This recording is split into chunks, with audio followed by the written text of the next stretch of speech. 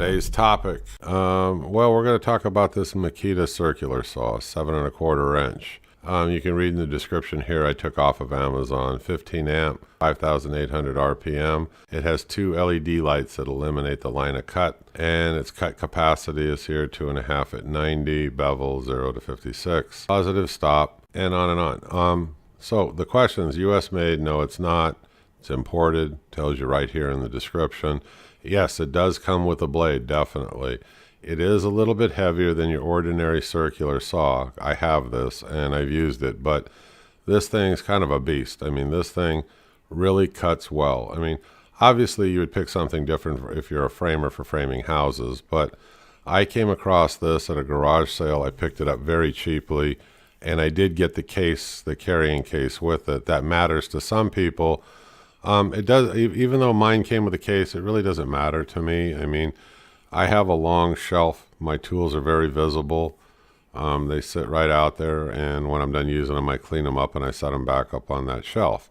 But some people, like I said, are particular and they want it with the case. So search on Amazon. I'm sure you can find it with the case if that's what you want. No, it's made in China. It's where a lot of Makita products come from. Yes, it comes with a blade, like I said. Does it come with a rip guard? No, it doesn't. Okay, somebody said on here it does not come with a blade. Mine did. I don't know. Search around. If not, there's plenty of blades out there. They're not that expensive.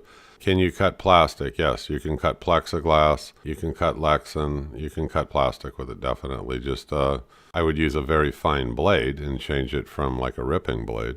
The weight, 11 pounds from what I read in the description. Well, the stock blade, if it comes with a blade, like it shows in the picture, it's the one that was on the saw when I bought it. Yeah, for rough cutting, it works great. Cross cutting, rough cutting, anything like that, it's just a general purpose blade.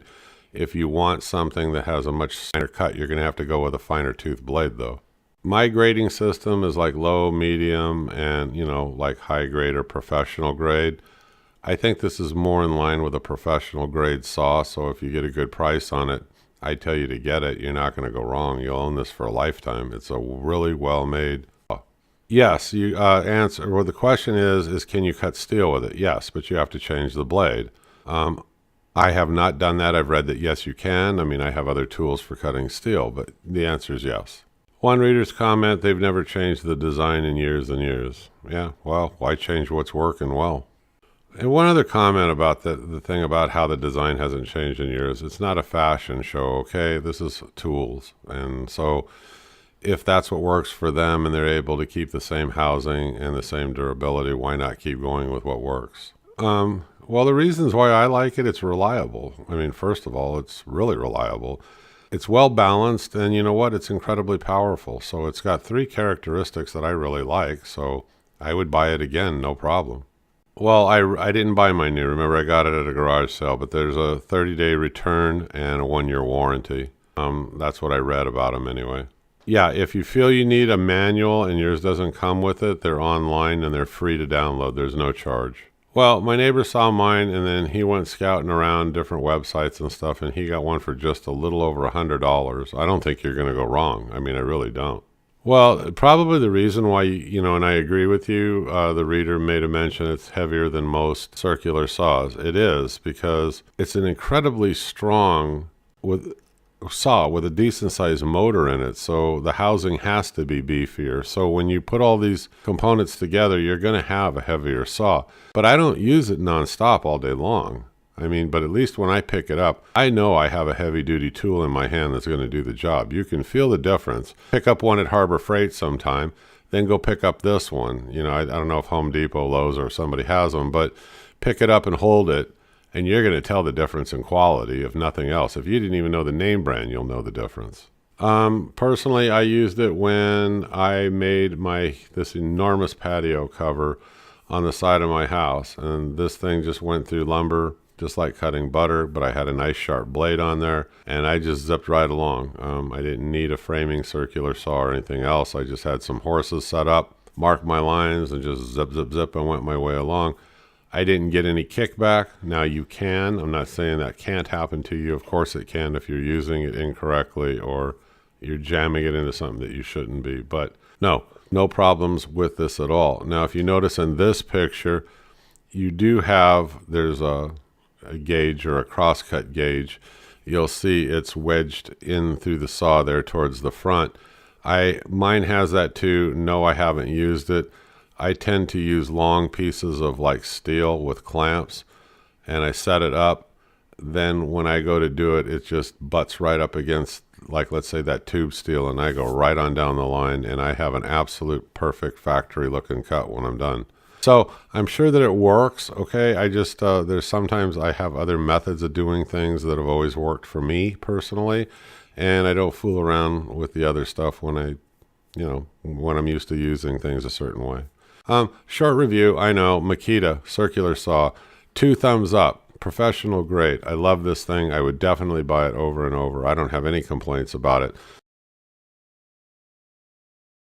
Okay, so the question pops up, if I didn't choose the Makita, what other circular saw would I have chosen? Well, it's just a personal preference. I chose the Makita, but I've also handled the Milwaukee and the DeWalt. Now, I'll put up pictures right above me. You're going to see there's the DeWalt and there's the Milwaukee. I would tell you to walk into any one of the big box stores, pick them up, hold them. You're probably going to favor the Milwaukee a little bit more than the DeWalt. The DeWalt is a very lightweight circular saw, but it's still very powerful and it's still very doable. I would put it in the class, like I said, if you went low, medium, and professional grade, I'd put it in the medium plus, both of these. I put Milwaukee probably a little bit ahead of the DeWalt.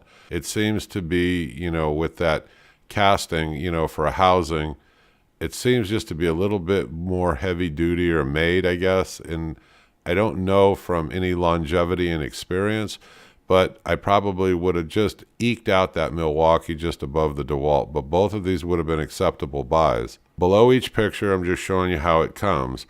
On the Milwaukee, what I think is nice, it comes with that good sturdy plastic case you can keep the saw in, along with the wrench. By the way, blade changing on both of these is very easy to do. I took a look at them. I played around with them. On the DeWalt side, you got the contractor's bag or whatever you want to call it. But what's nice, which came in the kit when I saw it out at the big box store, is you have this blade guard. You'll see it on the far right on the picture, on the right on the bottom there.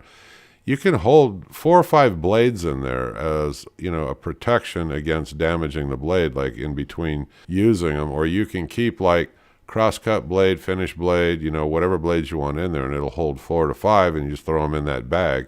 So that's kind of nice too.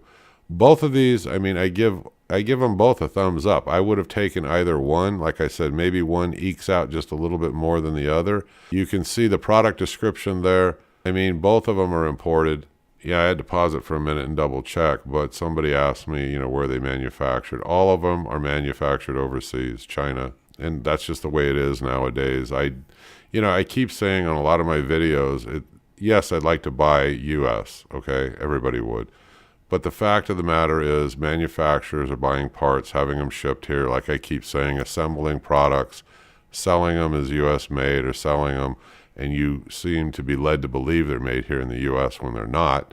Or they're just totally manufacturing the whole product overseas and bringing them in cargo containers and then through distribution, selling them. So it's become less important to me. What becomes more important to me is the actual product, the durability, the quality, and do these manufacturers stand behind their product when, you got a problem or you need to call customer service. I know everybody has an issue with customer service from things that I've read, but I think these 3 companies, there's probably 4. Bosch I'll throw in there. Bosch is another good one, but Bosch got some really bad reviews on the construction of their circular saws.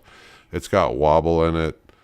You can read about it. It's a little bit unstable as far as having a secure base.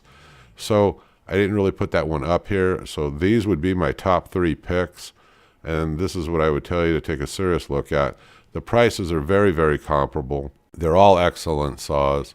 I would have taken any of the 3. Now, I'm not looking for a worm drive. I'm not a framer. So, if I was, I would probably look towards one of those for framing houses and doing, carpentry work. But these are a good standard all around the house type saw, handyman, weekend warrior, whatever.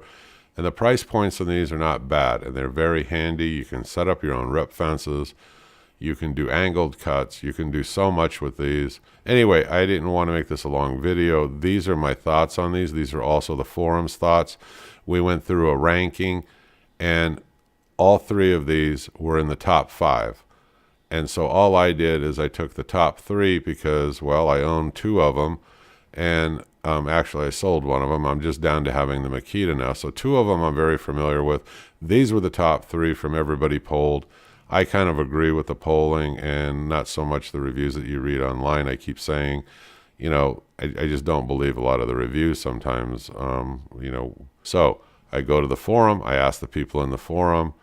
And sometimes, you know, you get anywhere from 20, 30, you know, it just depends on the tool and what we're talking about. These are the people that I rely on for the reviews. They actually own it or have owned it and can tell you much, much more about it. Okay, Home Handyman, I'm into the video. You folks stay in touch, and let's look forward to the next video. I'll see you then. Bye-bye.